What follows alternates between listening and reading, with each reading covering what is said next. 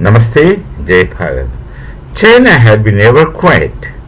China had never passed any statement ever since the US-Iran war was won.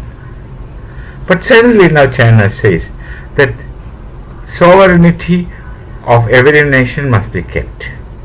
Sovereignty of every nation must be kept, and no one should intervene with the sovereignty and integrity of any nation.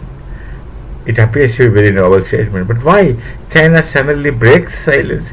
They were not bothered. They were not bothered to speak at all. But here, when Strait of Hormuz, US is threatening to control, China gets affected. China gets affected all the way. They had been keeping quiet, waiting for the right opportunity to strike, obviously. The erstwhile Silk Route, China wanted to revive. The same route, Silk Route, that's the way to Europe, and Iran is an inescapable path en route. Silk Route can't go other than through Iran. So China had been very soft and appealing and appeasing to Iran. Then also, now also. They have actually completed their Silk Route by converting them into steel route. Steel route means rails. What more you want once you have a rail line laid between China and Iran, which would extend to Europe directly? Otherwise, China has to touch the North roundabout, not direct. They don't have ports to the west of their nation. So east means they have to go all the way roundabout. It's long, it's lengthy, time taking, and expensive at the same time. Once you get a route, the erstwhile Silk Route, as we say, very, very historic Silk Route, they made it in the steel route by making rails, then things will be just amazingly easy for them. That had been destroyed, and China depends a lot on Iran. I think China is one of the biggest importer of oil, and they take there at least 40% of crude oil energy requirement from Iran. And if Iranian ships can't sail out of Iran, should US blocks them en route, then China is going to be in problem. China is already having internal financial infrastructural instability. They have financial instability which we do not know. It's again like Iran. What's happening inside Iran, no one knows, because there is no news coming out. Same, China is very communist for many things and not at all communist for many other things. Now this you understand. News stories, as far as these things are concerned, China is Iron Curtain.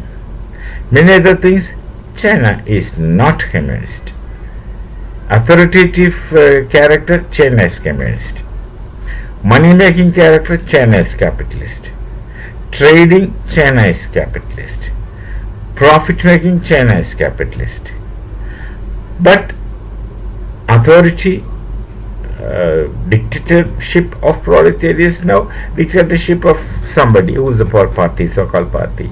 For that, they are communists. Punishments, they are communists. Discipline, they are communists.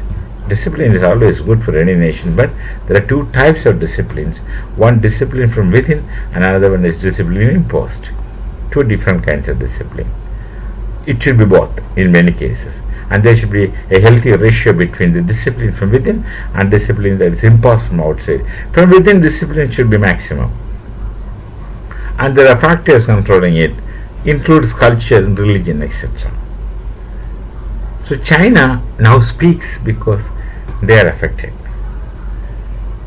If US really controls Hormuz, China will have to go hungry, in the sense power hungry, energy hungry. They won't get their resources, and they don't have that kind of diplomatic relation with the rest of the world like Bharat has. That if one goes, we have other support, you other friends. We have a trust with the people that Bharat do not betray. We don't stab from back. And a faith system people have in Bharat that we are not greedy, we don't want others' property, we don't have eyes in others' pocket. We want to survive our own existence in decent way, in meaningful way. We are not ambitious of conquering the world. None of our leaders ever had. There are a lot of ancient kings in Bharat. Very great kings we used to have. Nobody went out to conquer the world. There are Chakravartis, which means who was the king of a big empire. They were empires. There were annexations. But annexations not in the sense you understand annexations in Europe. It's a different kind of annexations. A part that is brought into an empire remains and keeps their identity. Because we have hardly had any difference between identities among ourselves. We always coexisted. So we don't have such ambitions of stealing someone's property. Unlike Hitler, who wrote in his autobiography, the Mein Kampf, very clearly that when my people go hungry, I'll go and steal from, take by the power of sword, he says, from the neighbor and give to my people, because I want to meet. I want to give food to my hungry people. That philosophy we never follow. If we don't have, but we'll try to overcome that in our own way. If our people are hungry, we'll cultivate. Or we'll find ways and means, not stealing from others. So we have that kind of an understanding in faith system in Bharat. And we have a kind of acceptance which China does not have. So China would have difficulties in finding alternates. Maybe Russia will support them. But Russia also understands the true character of China, as Russia understands the true character of Bharat. We are friends because of our integrity and transparency. Not that we are interested in the differences. We are not interested in the differences of other people's and other opinions. We are not bothered. But we will see to it that we don't hurt anyone. We don't go against anybody's interest. Wittgenstein, when he concludes his Tractatus Logica Philosophicus, concludes, whereupon one cannot speak, thereupon one must be silent. We are practicing it. That's a great thought. Whereupon one cannot speak, thereupon one must be silent. Wittgenstein is concluding his philosophical investigations, not Tractatus Logica Philosophicus. The second book, Philosophical Investigation, saying this.